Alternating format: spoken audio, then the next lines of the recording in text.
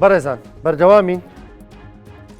بەڕێز دکتۆر یونسراوی میوانمانە چەند سکاڵایەکی لەسرە گفتوگۆ دەکەین لەبارەیەوەی ئەم سکاڵایانی بۆ لەسرە بۆ دەیانەوێت دەستگیری بکەن گفتوگۆی لەگەڵ دەکەین دکتۆر سڵاو لێبێ زۆر بەخێر بێ زۆر بەخێر بێ خۆشحاڵم چەند بەرنامەیەکمان کردووە لە دەرەوەی ستۆدیۆ بووە خۆشحاڵم لە ستۆدیۆ پێکەوەین بۆ ئەیانەوێت ئێوە دەستگیر بکەن واللهی بۆ ئەیانەوێ ئەمە ئەگەڕێتەوە سەر نیەتی خۆیان بەڵام ئێمە ئەتوانین شیکارێک بۆ ئەمە بکەین چونکە ئەمە بەڕاستی ڕوودا و پێشهاتی مەسەلەن ساڵێک دو ساڵ نییە گەڕێتەوە بۆ تقریبان 7 ساڵ حکومەتی هەرێمی کوردستان بەداخەوە پرۆژەی بۆ هەموو شتێک هەبووە پرۆژەی بۆ بازرگانی هەبووە پرۆژەی بۆ نەوت هەبووە بۆ گاز هەبووە پرۆژەی بۆ پێشتر ئیخوانەکان هەبووە پرۆژەی بۆ ئیسلامی سیاسی هەبووە ئەوەی پرۆژە بێ تەنیا بۆ ڕۆشنبیری و ڕۆشنگەری نەیبووە اینجا ئەمە دەگەڕێتەوە سەر دوو احتیمال ئمە ئەن یەکون وا ئەزانێ کە مهم نییە ڕۆشنگەری و ڕۆشنبیری مهم نییە ئمە ئەن یەکون ئەیەوێ ساحەکە بۆ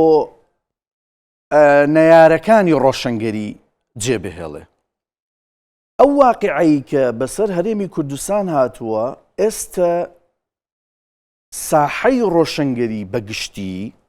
داگیر کراوە لەلایەن هێزێکی تاریکی ئەم هێزە تاریکیە وجودی هەیە لە ناو وەزارەتی تەربیە خوێندنی باڵا لە ناو دام و دەستگا ئەمنیەکان و هەمان جلوبەرگی حکوومەت لەبەرەکەن و بە زمانی حکوومەت قساکەن و پەیوەندیەکانی حکوومەتی هەرێمیش بەکارەهێنن ئەوەی من لەبەرەوەی من خۆم نزیکەی 20 ساڵە لە سلکی قانونی ئیشەکەم و خۆشم ڕاوێژکاری قانونیم جگە لە تایبەتمەندیم لە ئاین و وەکو ئەکادیمیا و فەلسەفە من تا ئێستا یەک کلێنی قانونیم نەداوە بەدەست و تەحەداکەم لەو 12 کتێبەی کە هەمە و لە هەزارەها مەقالات و لە تەواوی دیبیت و چاوپێکەوتنەکان دێرێک بێنن کە من یاسان تێدا شکاند بێ یاخود تەشهیری کەسێکم کرد بێ بۆیە هجوومەکەش یا هێرشەکەش تەواو چڕ کراوەتەوە لەسەر من بەڕاستی بەشێکیان بە گوناحن یانی چونکە لە ئەسڵی مەسەلەکە تێنەگەیشتون ڕۆشنگەری لەگەڵ دژایەتی نییە و لە ناو ڕۆشنگەری شتێک نییە بە ناوی ڕق یان دوژمنایەتی ئەوەی هەمانە ئێمە چرایەکە ئەیدەینە دەست خەڵک ئەتوانی چراکە بەکاربێنی ئەتوانی بەکاری نەهێنی تێگەی بەڵام بەم ئەخیرە یعنی گەیشتە ئەوە تێکەڵ کرا بە مەسائیلی سیاسی مەسەلەن تۆ سکاڵا ئەبەیتە دهۆک من ئاخرنە لە دهۆک دانیشم ڕەنگە وەکو هەر هاوڵاتی یەک ساڵی جارێکاوە هیم بکەم سکاڵا بۆ لە دهۆکە خۆیشیان نازان بۆ لە دهۆکە یعنی تۆ پێ دوایە بەعدێکی سیاسی هەیە ئەم سکاڵایانە بەڵێ بێگومان بەعدێکی سیاسی هەیە ئەجینا سیرکە جەنابەت بەیانی تۆمەتبار دەکەی بە مەسلەیەکی قانونی ئاستا ئەجینا من خۆم زۆرم حەز لە مەسائیلی قانونیە و من ساڵانێکە هاوارەکەم ئەبێ قانون سەروەر بێ و ئەبێ هەموو هاونیشتیمانیەتێک هەر تایتڵێکی علمی ئەکادیمی فکری و نازانم ڕەچەڵەکی شت هەیە بێ یەکسانین بەرامبەر یاسا من خۆم داوایەوە ئەکەم بەیانی کە تۆ تۆمەتێک ئاراسی جەنابتان نەکرێ ئەبێ سکاڵاکار دیار بێ ئەبێ مادەی یاساییەکە دیار بێ ئەبێ ئەو تۆمەتەش دیار بێ کە ئاراستی جەناب دەکەی لە کاتێکە ئەوانەی من هیچی دیار نییە سکاڵاکار دیار نییە باشە ئەڵێ مادەی قانونی مەسەلەن کەسێک هاتووە بە ناوی ئەمنیەت و بە جلی و بەرگی مەدەنی قسەی کردووە ئەڵێ ئێمە زۆر مهم نییە بەلامان مادەی قانونی ئەڵێ کاکە ئێمە حەسانەی قانونیمان هەیە ئەڵێ ئێمە اعتراف بۆ شتانە ناکەین تێگەی بۆیە منیش ئەڵێم هێزێکی شاراوە لە ناو ئەمانە هەن و دام و دەستگاکانی دەوڵەت بەکارەهێنن من 2 ساڵ بەر لە ئێستا ڕامگەیاند کە تربیە و ڕۆشنبیری لەلایەن ئیخوانەکان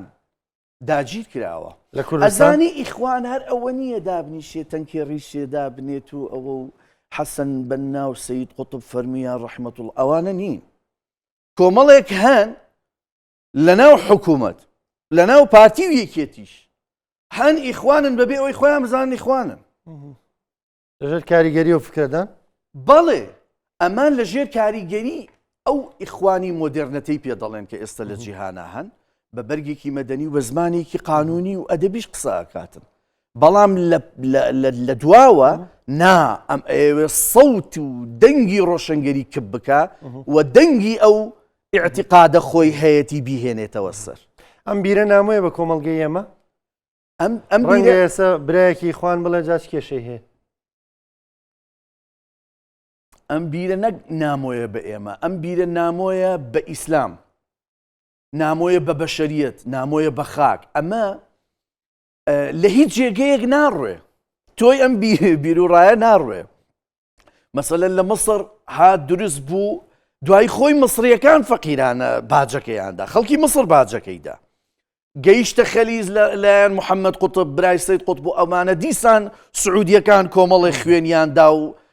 لە ئیماراتە ئێستا سەیدەکەی ئیخوان بەگشتی لە هەموو دنیا لە لایحەی تیرۆرە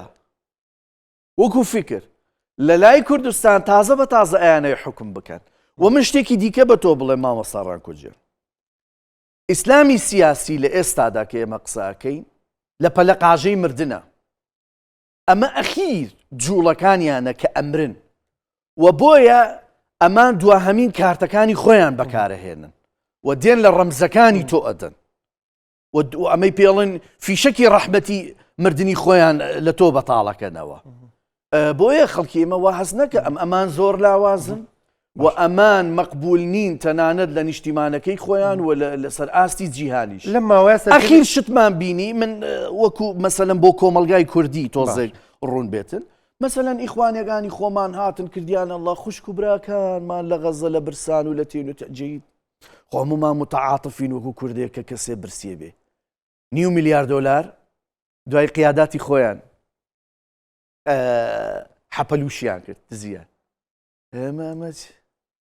دوای ڕنگ ئەمە وتمان دزیان لە دەست خۆیان نەبوو، ئەمان بەنیەتێکی باش ناردیان. باشە ئەم هینەی پێشووتر کە تۆ لەگەڵ ئەو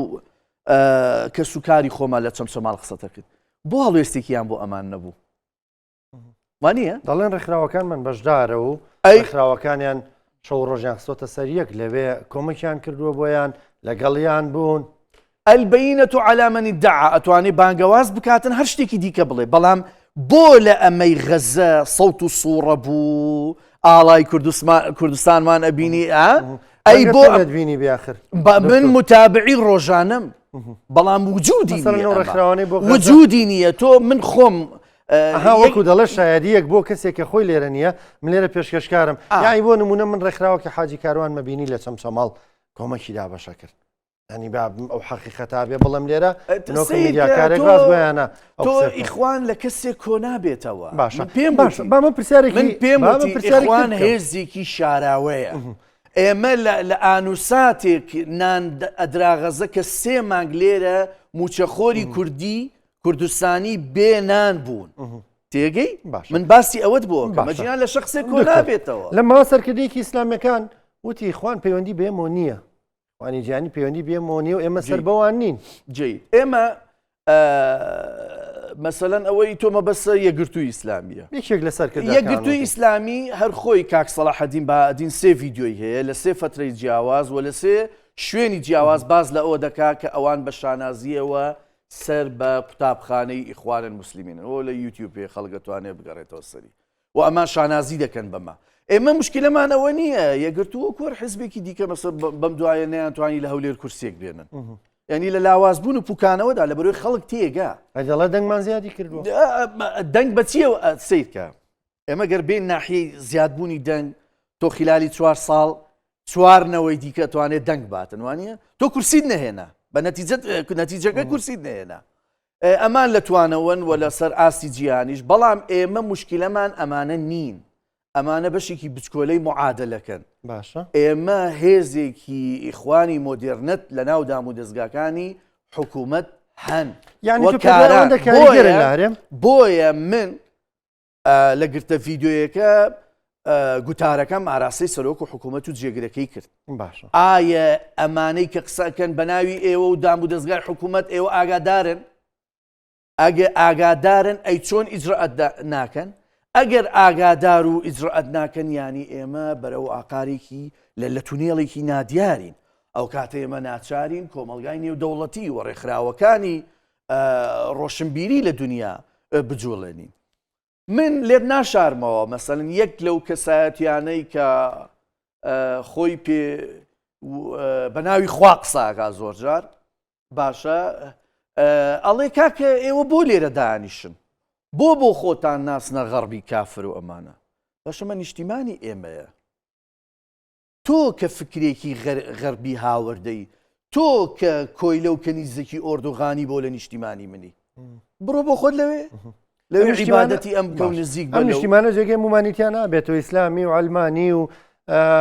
هەر فکر و ئایدیایەکیانە بێ هەمووان پێکەوە بژین. ئەم نیشتیمانە وا بووە مامەسا ڕانکەوە و نیشتیمانی کوردستان تۆ بە درێژایی هەزارەها ساڵ سیر کە کوردی تیاژیاوە ئەرمەنی تیاژیاوە ئاشور کلدان جوو زەردەشت مانی ئاوا بووە. من بۆیە پێتەڵێم ئەو هێزە نادیارە تاریکە ترسناکە لەبەرەوەی بە تۆ ئەڵێ ئەمە جێگەی تۆ نابێتەوە ئەڵێ فکری تۆ فکرێکی لیبرالیە فکرێکی ئەلمانیە فکرێکی مۆدرنەتە لە کوردستان جێگەی ئەو فکرانە نابێتەوە. مەعادالی کە کوردستان ئەسڵەن بە ئەفکارێک کە بڵێ نەخێر جێگەی کەسێکی دیکە نابێتەوە ئەسڵەن بەمە نامۆیە چونکە زەویەکی فرەیە و خودداوای دروست کردووە. ئێستا کە تۆ نامۆی بەڵێ تۆ وردە ئەتوێیتەوە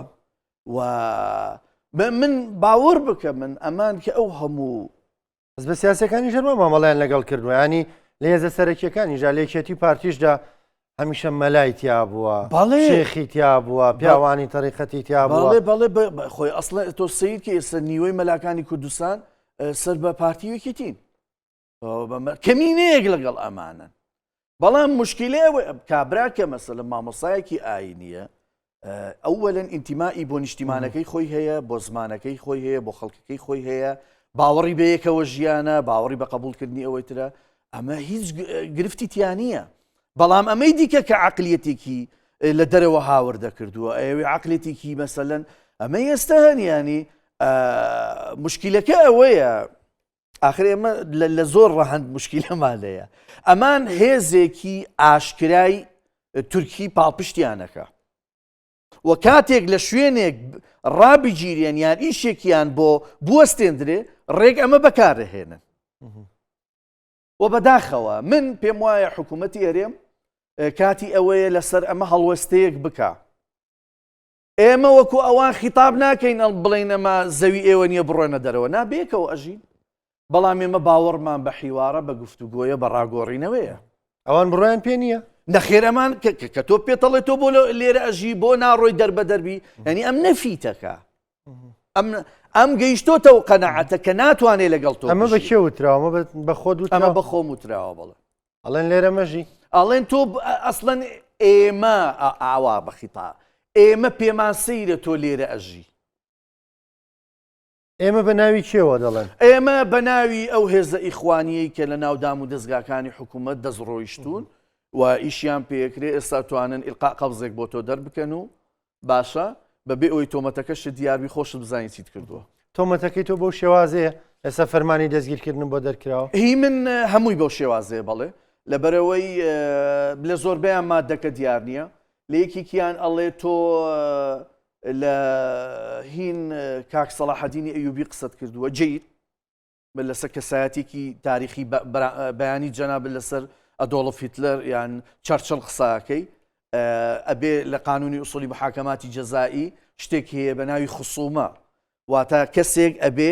نزیکی ئەم بێ مەسەلەن پووری کاک سەلاحەدینی ئەیوبی بێ یان دایکی بێ بڵێ تۆ ئەمەت کردووە اینجا دوایی باشە بە سەرچاو ئێمە چی ماوتووە وتوتانە مەسەن ئەم کابرایە کۆمەڵکژووی کردووە زۆر چاکە مادەکەمان چەنە مادەی قانونی نییە لەبەرەوەی کەسێک کە 50 ساڵ زیاتر مردووە بجيد أبيت ملكي عام بەرامبەرەوەش ئەوە مەسادری تاریخی یەک ڕیزەکەین کە لە مەسادری تاریخی چی وتراوە لەسەر ئەو نقطەی بۆ ئەمە نە قانونیە نە ئەدەبیە نە عورفیە یعنی شتێکە ئەزانی ئەمە عقلیەتی بەنی ئومەیە و ئال عوسمانە ئال عوسمان کەسێکیان ئەگەردایان و تۆ قسەت بە خەلیفە وتووە تۆ قسەت بە سوڵتان سەلیمی قانونی هادووتی کەسێک قسەی بە محەممەد فاتحی باپیرە گەورەمان وتووە ئەبێ لە سێدارەی بین لە قبر هێناویانە دەروە نفسی عقلیەتە بەس بە شێوازێکی مۆدرنێت یعنی تۆ پێ دوایان بە ناوی سەلاح الدینەوە ئەم کارە دەکەن نەچەندە بۆ سەرکردەیەکی وەکو سەلاح الدین ئەیوبی ئەنی ئەگەر لە شوێنێکدا سوکایەتی بە ئەو هەبێ لە شوێنێکدا ئەگەر سوکایەتیەک بە ئەو هەبێ هەر هاوڵاتێک ناتوانێت سکاڵا تۆمار بکە مەسەلەن تۆ بەیانی من سکاڵایەک لەسەر بەڕێزێک ئەنووسم ئەڵێم لەبەرەوەی ئەم سوکایەتی بە فریدریک نیتشە کردووە یان سوکایەتی بە ژۆن لۆ کردووە یان سوکایەتی بە چارلز داروین کردووە یعنی ئەمە نە لە قانون جێگێ بێتەوە نە لە وڵاتیەک سوکایەتی بە قازی محەممەد بکە بەیانی منەکو کوردێک ناتوانم سکاڵای لەسەر تۆمارکەم بڵم سوکایەتی بە ڕەمزێکی ئێمە کردووەکو کورد ئەمە مۆزوعێکی دیکێ سیرکە ئێمە کۆمەڵی ڕموزاتی قەومیمان هەیە کاتێک کە سوکایەتی ئەکاتن سوکایەتی بە چیەکە مەسەلەن بەچی ئەو پیاوەکە ئەگەر دەربارەی مێژووی ئەو کابرایە قسە بکە وەرە سەرچاوە مێژوویەکانت لەکوێیە کاکەمە سەرچاوە مێژوویەکان ئەم پیاوە چی کردووە یا چی نەکردووە تۆ ئەگەر بچیتە ئەو تەفاسیلانە کەس نابێ قسە بکە ئەو کاتە نە ئازادی بیرکردنەوە نە ئازادی ڕادەربڕین و دوایی ئەمانە مکەفەلە بەپێی دەستوری عێراقی کە دایکی هەموو قانونەکانە لە عێراق هەرێمی کوردستانجو ئەمە زمنی جارنامەی مافی مرۆڤی نێودەوڵەتی باشە ئەمە لە مافە سەرەتاییەکانی هەر تاکێکە کە قسە بکە وە شتێکی دیکە کەسێک کە سوکایەتی بە کەسێکەکە سوکایەتەکە بۆ خۆی ئەگەڕێتەوە ئینسانی ئەکادیمی ئینسانی عقلانی ئینسانی بیرمەند هەرگیز سوکایەتی ناکات بەڵام هەنێک شت هەیە وەکو حەقائقی مێژوویی کە کراوە ئەڵێ ئەو حەقائقە کراوە باش چەرچڕ لای وا بووە کە مرۆڤی سپی پێست مرۆڤی دەرەجەیەک بۆ مرۆڤەکانی دیکە لە دەرەجەی حەیوانن پاڵپشت بە درااساتەکانی گۆستافلو بوون باشە تۆ بڵێ مە سوکایەتی بە چرچڵەکەی با بە چرچڵ خۆی واڵێ مەسادرە تاریخیەکان واڵێ خۆ 100 ساڵێکە ژن بۆی هەیە لە ئەوروپا دەنگ بدا ڕێگوایە پێشتر هەر بووینە بۆ دەنگ بدا ئەو وڵاتانی کە لانکە حەزارەتیشن بۆ ڕێگوایە جیاوازی هینی پێست پێست ڕەش و ئەمانە چەند ساڵێکە هیم بووە بەڵێ دکتۆریانی تۆ قسەکە لەسەرەوەی هەڵەی ئێمە ئەگەر قسە لەسەر کەسایەتی کەسەکە خۆی بکەین ئەوە شتێکی ترە جنێو نییە ینی جنێ و توێژەر و مفەکر جنێ و نادا لەسەر ڕەفتارەکانی سەرکردێکی سیاسیەکە کە ئەمەش تۆ پێ دوایە گەرێمە ڕێ لەمە بگرین وەر کەسێ قسەی لەسەر سەرکردەیە کرد و شکاتی لێ بکرێ ئازادی بەرتەسکە بێتەوەی تر کەس ناوێرە قسە بکە هەروایە خۆی دژی قانونەکەشە ئاخر دوو مەسەلەن ئەوەی من تەرکیزم لەسەر کرد کاتی خۆی ئەوە بوو کە وت سەلاح الدین دەوڵەتی بۆ کورد دروست نەکردووە چونکە مۆدێلی دەوڵەتی نەتەوەی نەبووە ئەسڵەن ئەمە ڕاست نییە ئەسڵەن تۆ ئەمبراتۆرێتێکی وەکو ڕۆم ببینە لەسەر ئەساسی ڕۆمی و عرقی ڕۆمی و خوێنی ڕۆمی دروست بووە تەنانەت لە قانونەکانی ڕۆم هاتووە کە ئینسانی ڕۆمی قانونی تایبەت ئەیگرێتەوە وە کەمترین عقوبە ئەیگرێتەوە ئەی بۆ ڕۆم لەسەر ئەساسی نەتەوە دروستیەکە سەیری چینیەکان سەیری یابانیەکان بکە لەسەر ئەساسی خوێنی یابان درستی کردووە ئەم هەبووە بەڵام ئەم کاتە عقلیەتی وا بووە کە ئاین و مەزهەبەکەی خۆی لە پێشینەی نەتەوەکەی خۆیەتی نفسی ئەو عقلیەتی کە ئەمڕۆ هەمانە لە ناو بەشێک لە ناو ئیسلامی سیاسیە کە پێیان وایە مەزهەبەکەی خۆی پێیان وایە ئیخوانێک لە غەزە برای ئەوە نەوەکو کابرایەکی مەدەنی لە چەمچەماڵ کە هاوخوێن و ئەمە لیان بیستووە ئەمە لیان بیستووە ئەمە من لە ناویان ژیاوم ئەزانی من لە ناویان ژیاوم من یعنی مەسادر ئەمانەی کە ئەوان ئەیڵێن من مەسادری شەیخەکانی ئەوانم خوێندۆتەوە ئەزانم چۆن بیرەکەنەوە و ئەزانم لە داهاتوش چیڵێن کە ئێستا نایاوتووە ئەمە عیلمی غەیب نییە ئەمە لە بەرەوەی ئاگام لە پاشخانی عقلیەتی شێخەکانی ئەوانی شەنە خۆیان دکتۆر سپاس دەکەم سپاس بە بەشداریکردنت قوربانیەوە سپاس بە خێراتی سەرچاو قوربانی. وای سکاڵایەنش کەوتە دەوە لێرە و پەیامی خۆت گەیان نا من سیرکە من وەکو کابرایەکی ڕۆشنگر لە مەجالە ئیشەکەم من باوەڕم بەوەیە بە هەر حرفێک کە ئێڵێم و ئامادەم سەری خۆمی بۆ دابنێم و مەسلەی ڕۆشنگەری مەسلەی ڕۆژێک و دوو ڕۆژ و ساڵێک و دە ساڵ نیە تەمەنی ئەوێ و دڵنیام دوای خۆمانەوەکانی ئێمە ئەزانن ئەومان دووبوونەمان کردووە فی سەبیلی مرۆڤایەتی کردومانە و فی سەبیلی لا کردومان. سپاس دەکەم قوربانی. بە خێراتی خۆشەویستان بەرنامەی پرسی ڕۆژتان پێشکەشکرا